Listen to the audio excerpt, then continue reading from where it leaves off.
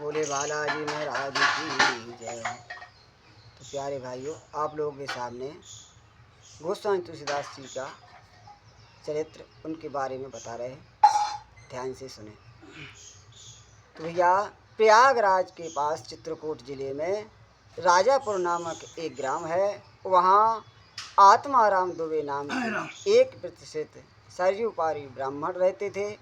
उनकी धर्मपत्नी का नाम तुलसी था। तो भैया, संबंत 1554 की श्रवण शुक्ला सप्तमी के दिन अद्भुत मूल नक्षत्र में इन्हीं भाग्यवान दंपत्ति के यहाँ 12 महीने के गर्भ में रहने के पश्चात गोस्वामी तुलसीदास जी का जन्म हुआ था। 12 महीने तक गर्भ में रहने के पश्चात गोस्वामी तुलसीदास जी का जन्म हुआ। तो भैया, जन्मते समय बालक तुलसीदास रोए नहीं, किंतु उनके मुख से राम का शब्द निकला था। तो उनके मुख में 32 दांत मौजूद थे, जिनका ढील डोल 5 वर्ष के बालक के ऐसा शरीर था। तो इस प्रकार के अद्भुत बालक को देखकर पिता अमंगल की शंका से भयभीत हो गए और उसके संबंध में कई प्रकार की कल्पनाएं करने लगे। माता हुलसी को यह देखकर बड़ी चिंता हुई। तो उन्होंने बालक के अनष्ट की आशंका से 10वीं की रात को नवजात शिशु को अपनी दासी के साथ उसके ससुराल भेज दिया और दूसरे दिन स्वयं इस आसार संसार से चल बसी। तो भैया, दासी ने जिसका नाम चुनिया था, बड़े प्रेम से बालक का पालन पोषण किया। और जब तुलसीदास लगभग 5.5 वर्ष के हुए तो भैया चुनिया का भी देहांत हो गया। अब तो बालक अनाथ हो गया, वह द्वार द्वार भटकने लगा। इस प्रकार जगत जननी पार्वती को उस होनहार बालक पर दया आई। तो वे ब्राह्मण का वेश धरकर प्रतिदिन उसके पास जाती और उसे अपने हाथों से भोजन कराती थी। इधर भगवान शंकर जी की प्रेरणा से रामसेल पर रहने वाले श्री अनंतानंद जी के प्रिय शिष्य श्री नरहानंद जी ने इस बालक को ढूंढ निकाला और उसका नाम रामबोला रख दिया। वे अयोध्या ले गए और वहाँ संबंत 1561 माघ शुक्ल पश्चिमी शुक्रवार को उसका एक पवित्र संस्कार कराया। बिना सिखाए ही बालक राम बोलने लगे और भैया गायत्री मंत्र का उच्चारण किया, जिसे देखकर सब लोग चकित हो गए। इसके बाद नरहरि स्वामी ने वैष्णवों के 5 संस्कार करके रामबोला को राम मंत्र की दीक्षा दी और अयोध्या में रहकर उन्हें विद्या अध्ययन कराने लगे। बालक रामबोला की बुद्धि बड़ी प्रखर थी। एक बार गुरु मुख से जो सुन लेते थे वह कंठस्थ हो जाता था।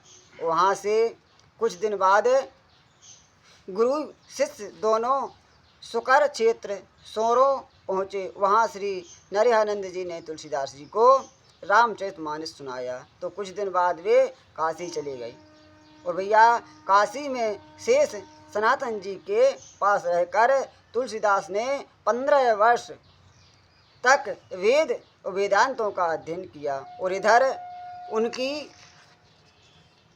लोक वासना कुछ जागृत हो उठी और भैया अपने विद्या गुरु से आज्ञा लेकर वे अपनी जन्मभूमि को लौट आए।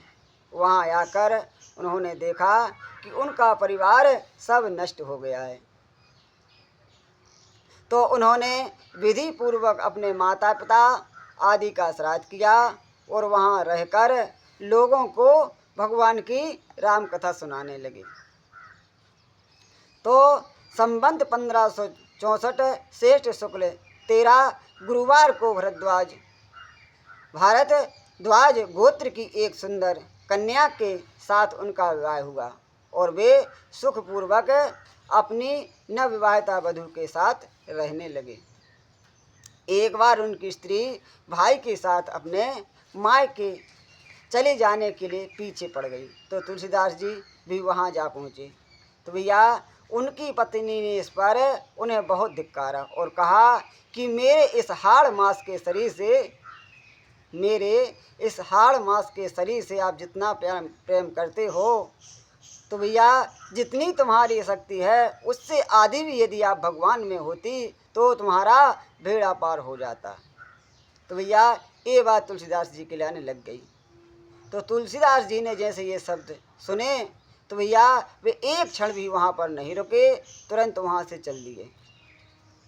वहाँ से चलकर तुलसीदास जी प्रयाग आए। वहाँ उन्होंने गृहस्थ वेश का परित्याग कर साधु वेश ग्रहण किया। फिर तीर्थटन करते हुए काशी पहुँचे। तो भैया मान सरोवर के पास उन्होंने कागभूषण जी के दर्शन किए।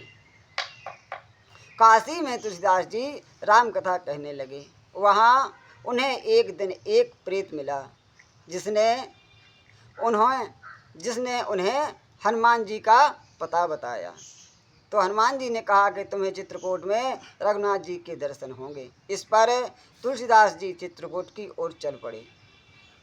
तो भैया चित्रकूट पहुंचकर राम घाट पर उन्होंने अपना आसन जमाया। एक दिन वे प्रदक्षिणा करने लगे थे। मार्ग में उन्हें श्री रामचंद्र जी के दर्शन हुए। उन्होंने देखा कि दो बड़े ही सुंदर राजकुमार घोड़ों पर सवार होकर धनुष बाण लिए जा रहे हैं। तो तुलसीदास उन्हें देखकर मुग्ध हो गए, प्रसन्न हो गए, परंतु उन्हें पहचान नहीं सके। पीछे से हनुमान जी ने आकर उन्हें सारा भेद बताया कि भैया वे तो बड़ा पश्चाताप करने लगे। हनुमान जी ने उन्हें सद्भावना दी और कहा कि प्रातः काल फिर दर्शन होंगे। तो संवत 1607 की मौनी अमावस्या बुधवार के दिन उसके सामने भगवान श्री राम जी पुनः प्रकट हुए। उन्होंने बालक रूप में तुलसीदास जी से कहा कि बाबा हमें चंदन दो। तो हनुमान जी ने सोचा कि वे इस बार भी धोखा ना खा जाएं, गर्म पानी से नहा लेके जा रहा हूं। इसलिए उन्होंने तोते का रूप धारण करके और भैया यह दोहा कहा। चित्रकूट के घाट पर भई संतन की भीड़, तुलसीदास चंदन घसे तिलक दे तिलक वीर। तो तुलसीदास उस अद्भुत छवि को निहार कर शरीर की सुध बुध भूल गए। भगवान ने अपने हाथ से चंदन लेकर अपने तथा तुलसीदास जी के मस्तक पर चंदन लगाया और भैया अंतर ध्यान हो गए। तो संवत 1628 में ये हनुमान जी की आज्ञा से अयोध्या की ओर चल पड़े। उन दिनों प्रयाग में माघ मेला था। वहाँ कुछ दिन वे ठहर गए। पर्वत के 6 दिन बाद एक वृक्ष के नीचे उन्हें भरद्वाज और यज्ञवालक मुनि के दर्शन हुए। वहाँ उस समय वही कथा हो रही थी जो उन्होंने सूकर क्षेत्र में अपने गुरु से सुनी थी। तो वहाँ से काशी चले आए और वहाँ प्रहात घाट पर एक ब्राह्मण के घर निवास किया। वहाँ उनके अंदर कवित का स्फुट हुआ और भैया वे संस्कृत में पद रचना करने लगे। परंतु दिन में वे जितने पद रचते, रात्रि में वे सब लुप्त हो जाया करते थे। यह घटना रोज घटती। 8वें दिन तुलसीदास जी को स्वप्न हुआ। भगवान शंकर ने उन्हें आदेश दिया कि तुम अपनी भाषा में काव्य रचना करो।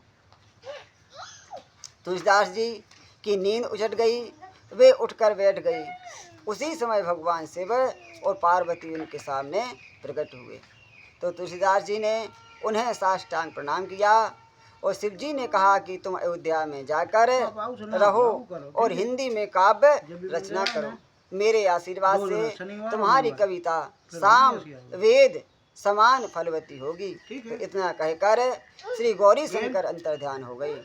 तुलसीदास जी उनकी आज्ञा श्रोधार्य कर काशी से अयोध्या चले आए। संवत 1631 का प्रारंभ हुआ।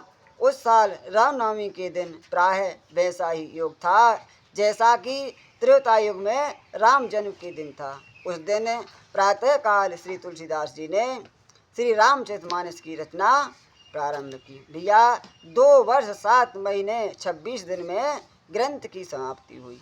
संबंत 1633 मार्गशीर्ष शुक्ल पक्ष में राम विवाह के दिन 7 कांड पूर्ण हो गए। इसके बाद भगवान की आज्ञा से तुलसीदास जी काशी चले आए। वहाँ उन्होंने भगवान विश्वनाथ और माता अन्नपूर्णा को श्री रामचरितमानस सुनाया। रात को पुस्तक श्री विश्वनाथ जी के मंदिर में रख दी। तो मंदिर में रख दी गई। सवेरे जब पट खोला गया तो उस पर लिखा हुआ पाया गया कि सत्यम शिवम सुंदरम, और नीचे भगवान शंकर की सही थी। मतलब उस समय उपस्थित लोगों ने सत्यम शिवम सुंदरम की आवाज़ अपने कानों से सुनी।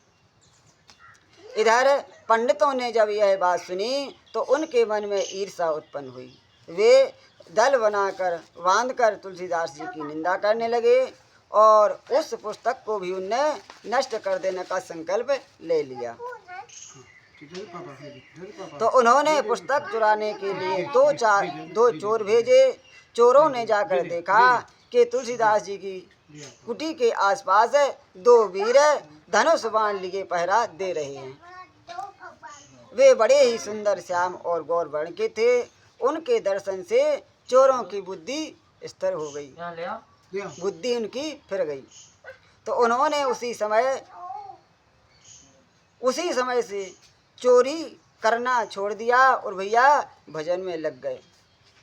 तो तुलसीदास जी ने अपने लिए भगवान को कष्ट हुआ जान कुटी का सारा सामान लुटा दिया, सब सामान फेंक दिया कि भैया हमारे पीछे भगवान को पहरा देने पड़ रहा है, ऐसा धन हमारा लाने नहीं जाने। तो जो भी धन था, जो भी सामान था, तुलसीदास जी ने सब फेंक दिया। अपने मित्र टोटरमल के यहाँ रख दी। इसके बाद उन्होंने एक दूसरी प्रति लिखी। उसी के आधार पर दूसरी प्रतिलिपियाँ तैयार की जाने लगी। तो पुस्तक का प्रचार दिनों दिन बढ़ने लगा। इधर पंडित ने और कोई उपाय न देख श्री मधुसूदन सरस्वती जी को उस पुस्तक को देखने की प्रेरणा की। श्री मधुसूदन सरस्वती जी ने उसे देखकर बड़ी प्रसन्नता प्रकट की और उस पर यह सम्मत लिख दी। आनंद काने हस मंगल तुलसी तरम कविता पंचरी भक्ति राम भूषता।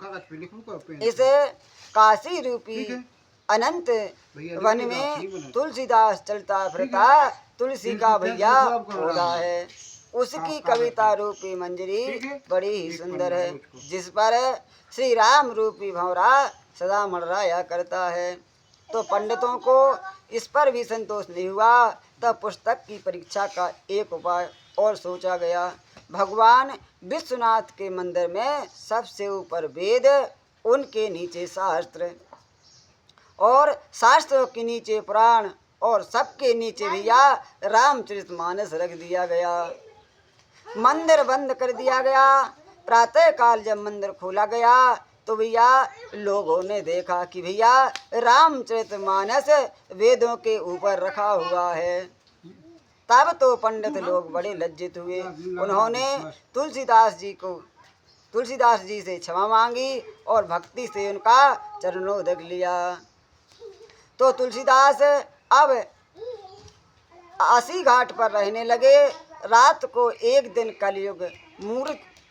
कलयुग मूर्त रूप धारण करके पास आया और उन्होंने त्रास देने लगा।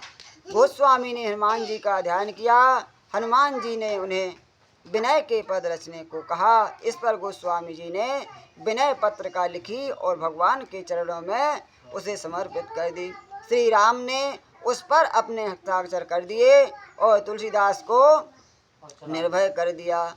तो भैया संबंत 1680 श्रवण के तृतीया शनिवार को 80 घाट पर गोस्वामी जी ने राम राम कहते हुए अपना शरीर त्याग दिया। बोले बालाजी सरकार की जय।